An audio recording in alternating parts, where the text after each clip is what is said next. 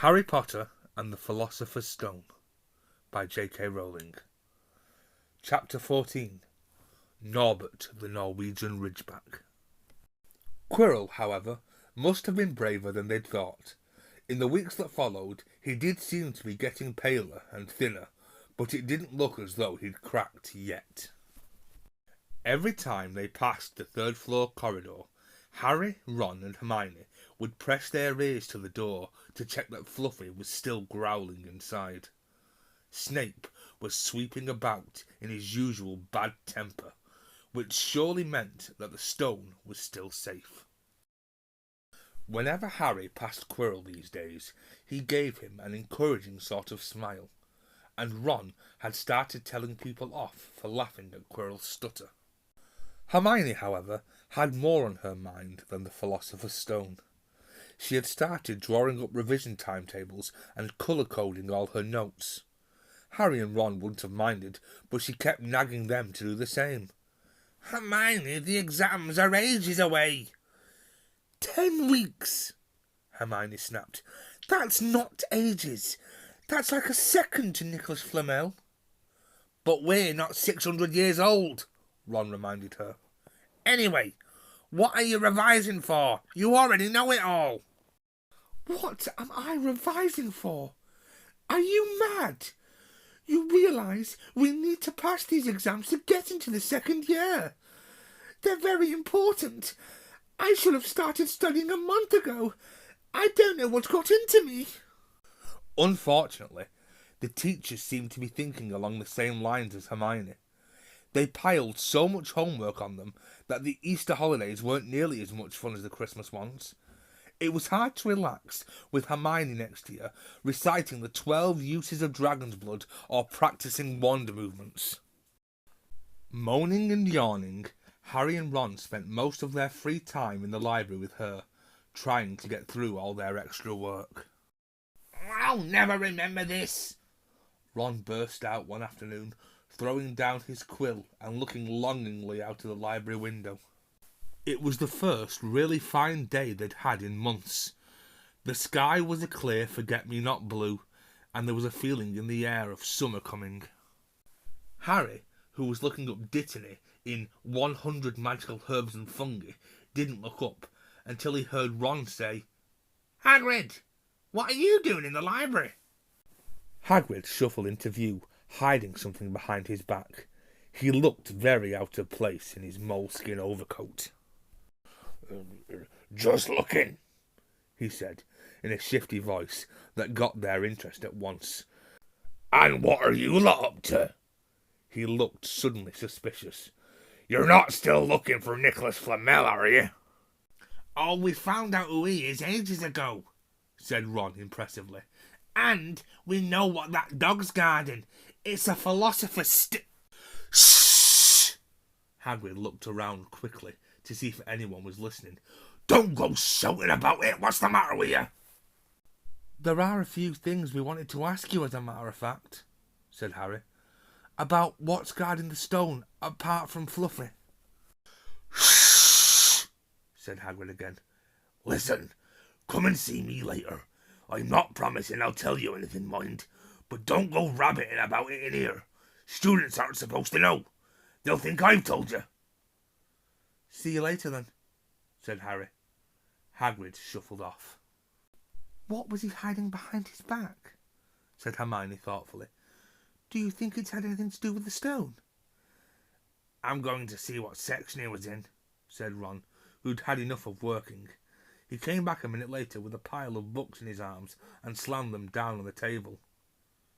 "Dragons!" he whispered. "Hagrid was looking up stuff about dragons. Look at these. Dragon species of Great Britain and Ireland, from egg to inferno, a dragon keeper's guide." "Hagrid's always wanted a dragon. He told me so the first time I ever met him," said Harry. "But it's against our laws," said Ron. "Dragon breeding was outlawed by the Warlocks Convention of 1709. Everyone knows that. It's hard to stop muggles noticing us if we're keeping dragons in the back garden. Anyway, you can't tame dragons. It's dangerous. You should see the burns Charlie's got off the wild ones in Romania." There aren't wild dragons in Britain, said Harry. Of course there are, said Ron. Commonwealth's Green and Hebridean Blacks. The Ministry of Magic has a job hushing them up, I can tell you. Our lot have to keep putting spells on muggles who have spotted them to make them forget. So what on earth's Hagrid up to? Said Hermione. When they knocked on the door of the gamekeeper's hut an hour later, they were surprised to see that all the curtains were closed. Hagrid called, "Who is it?" before he let them in and then shut the door quickly behind them. It was stiflingly hot inside. Even though it was such a warm day, there was a blazing fire in the grate. Hagrid made them tea and offered them stoked sandwiches, which they refused. "So, you wanted to ask me something?" "Yes," said Harry. There was no point in beating around the bush.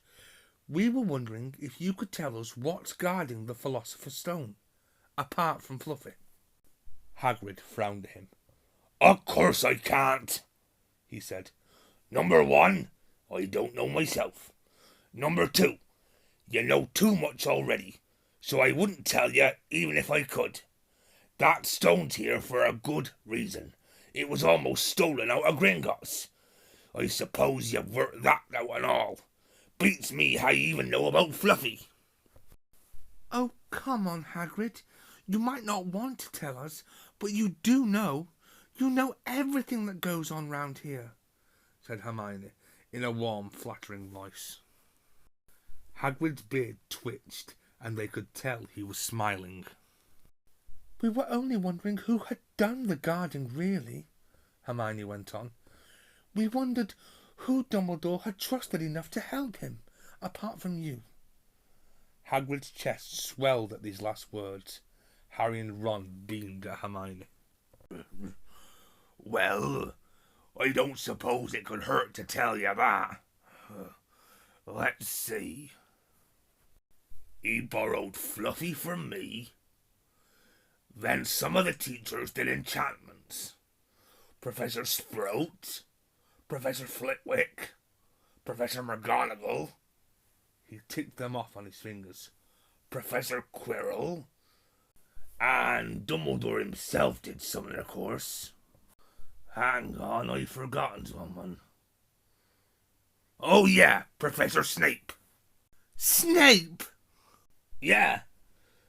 You're not still on about that, are you? Look, Snape helped protect the stone. He's not about to steal it."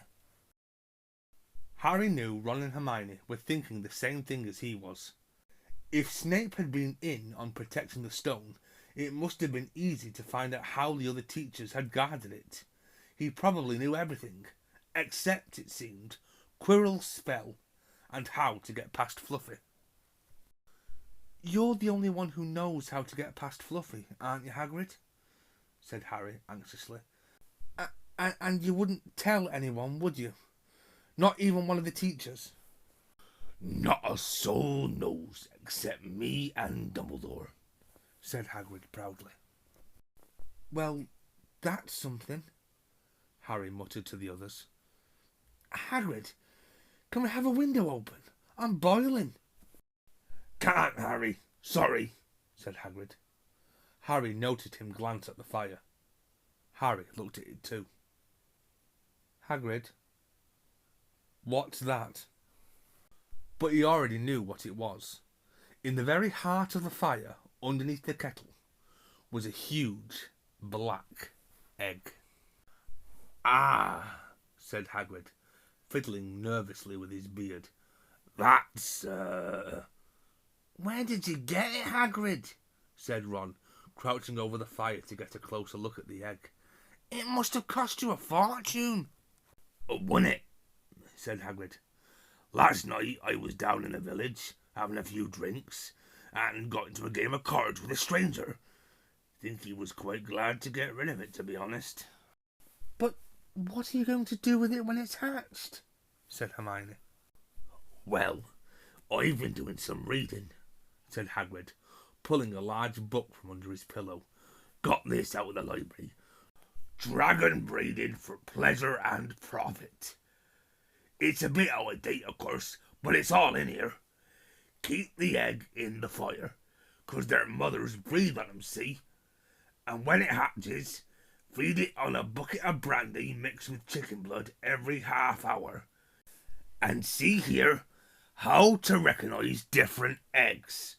What I got there's a Norwegian Ridgeback. They're rare, them. He looked very pleased with himself, but Hermione didn't. Hagrid, you live in a wooden house, she said. But Hagrid wasn't listening. He was humming merrily as he stoked the fire. So now they had something else to worry about. What might happen to Hagrid if anyone found out he was hiding an illegal dragon in his hut? Wonder what it's like to have a peaceful life, Ron sighed, as evening after evening they struggled through all the extra homework they were getting.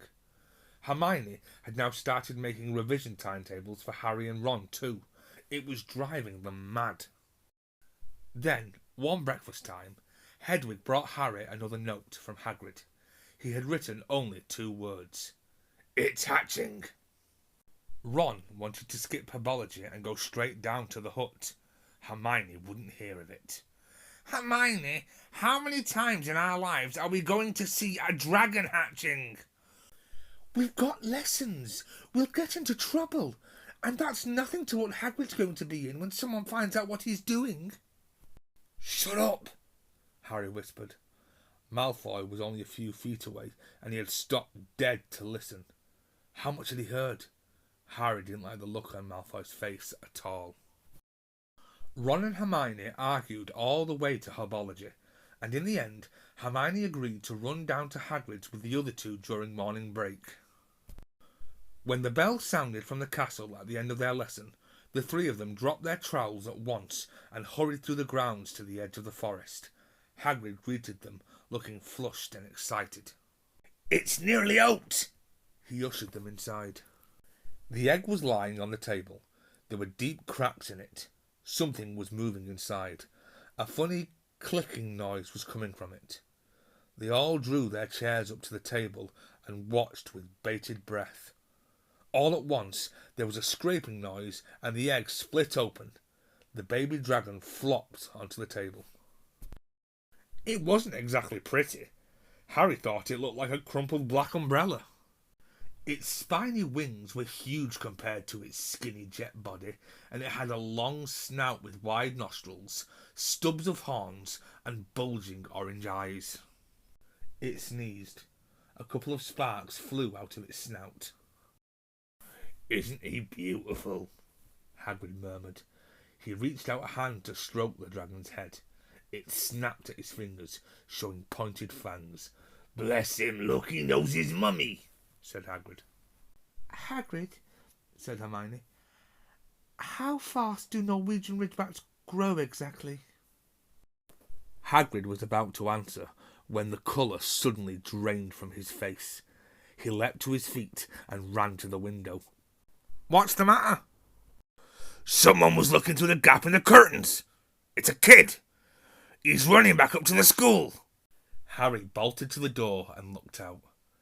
Even at a distance, there was no mistaking him. Malfoy had seen the dragon. Something about the smile lurking on Malfoy's face during the next week made Harry, Ron and Hermione very nervous. They spent most of their free time in Hagrid's darkened hut, trying to reason with him. Just let him go, Harry urged. Set him free. I can't, said Hagrid. He's too little. He'd die. They looked at the dragon. It had grown 3 times in length in just a week. Smoke kept furling out of its nostrils. Hagrid hadn't been doing his gamekeeping duties because the dragon was keeping him so busy. There were empty brandy bottles and chicken feathers all over the floor. I've decided to call him Norbert, said Hagrid, looking at the dragon with misty eyes. He really knows me now. Watch. Norbert! Norbert! Where's Mummy? He's lost his marbles, Ron muttered in Harry's ear. Hagrid, said Harry loudly. Give it a fortnight and Norbert's going to be as long as your house. Malfoy could go to Dumbledore at any moment. Hagrid bit his lip. I know I can't keep him forever, but I can't just dump him. I can't. Harry suddenly turned to Ron. Charlie, he said.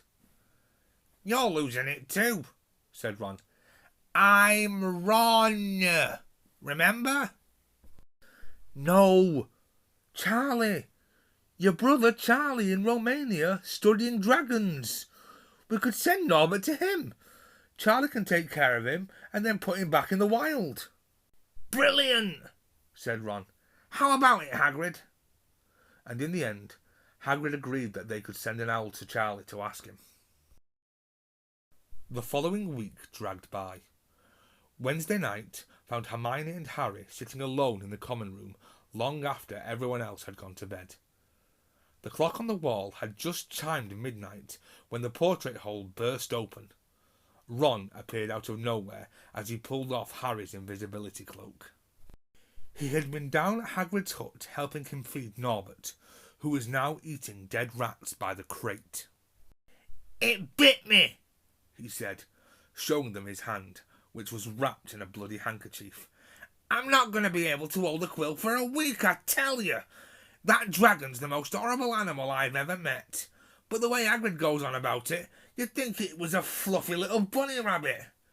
When it bit me, he told me off for frightening it. And when I left, he was singing it a lullaby. There was a tap on the dark window. It's Hedwig, said Harry, hurrying to let her in. She'll have Charlie's answer. The three of them put their heads together to read the note. Dear Ron, how are you? Thanks for the letter. I'd be glad to take the Norwegian Ridgeback, but it won't be easy getting him here. I think the best thing will be to send him over with some friends of mine who are coming to visit me next week. Trouble is, they mustn't be seen carrying an illegal dragon. Could you get the Ridgeback up the tallest tower at midnight on Saturday? They can meet you there and take him away while it's still dark. Send me an answer as soon as possible. Love, Charlie. They looked at each other. We've got the invisibility cloak, said Harry. It shouldn't be too difficult. I think the cloak's big enough to cover two of us and Norbert. It was a mark of how bad the last week had been that the other two agreed with him.